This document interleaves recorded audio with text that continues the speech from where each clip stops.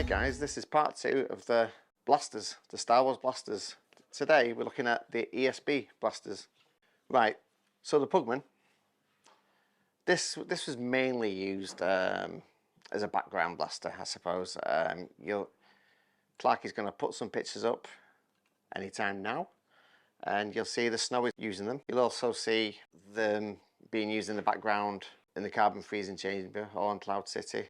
Then a lot of the foreground shots were taken with these really, and then a lot of photographs that were taken on set were taken with these. I'm saying that, you'll see there's umpteen photographs of snowtroopers waiting around with these as well. But yeah, this is pretty much a foreground one, I think anyway. Let me know otherwise. So the Pugman, it wasn't actually called Pugman in ESB. It was just the E11, the blaster. A guy called Pugman, from what I can gather, did a run on the RPF of these. I don't know how many, but did a run of these on the RPF well over 10 years ago, I think now. I believe that is how they started coining the name Pugman.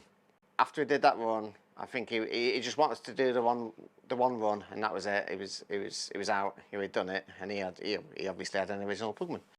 So Simon and Rob got a talking to him and made a deal with him, and he let them use his Pugman to reproduce this, so we could do it.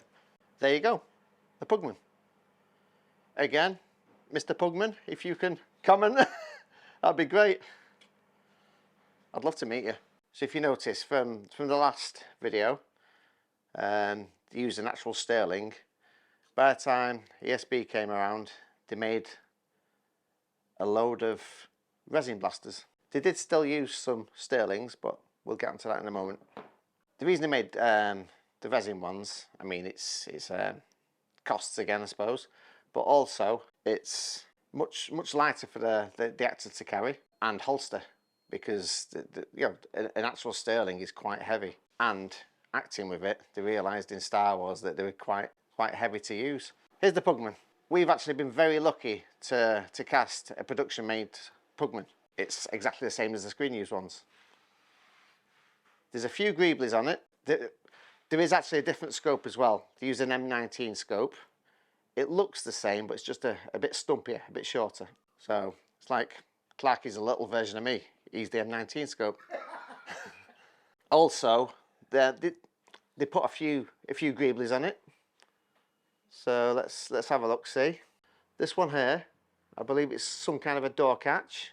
These here, I think they're Harriet lips. Again, if you like and subscribe the page, you'll be able to talk to me about it and tell me exactly what they are. But I'm pretty sure they're Harriet lips. In the scope, obviously because they did a full resin cast, they wanted something that looked like glass in there. So if you notice, they've put this in both ends.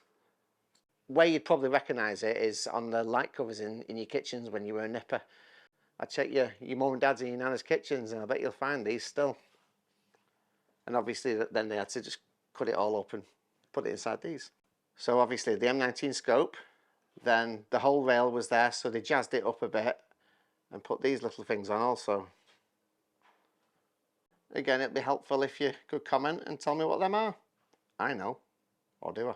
And then on the back side, they put these 3 little dots there as well. They pretty much give someone free rein, and they made quite a smart little blaster there.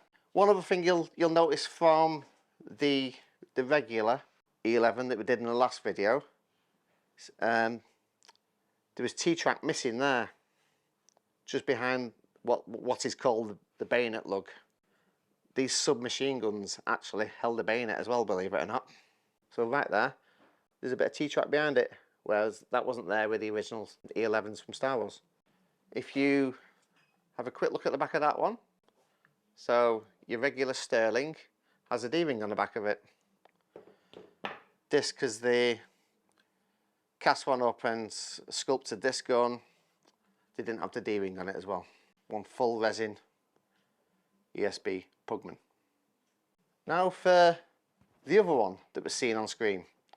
So it looks like they did use a few Sterlings. So obviously they used an original M19 scope rail, and well, they used a real Sterling. Now it was very basic as opposed to the A&H one. You haven't got the Hengsler counter, you've got a shorter scope. It's just pretty much stripped right back, so it's standard really. Apart from the T-track and that, it is a Sterling.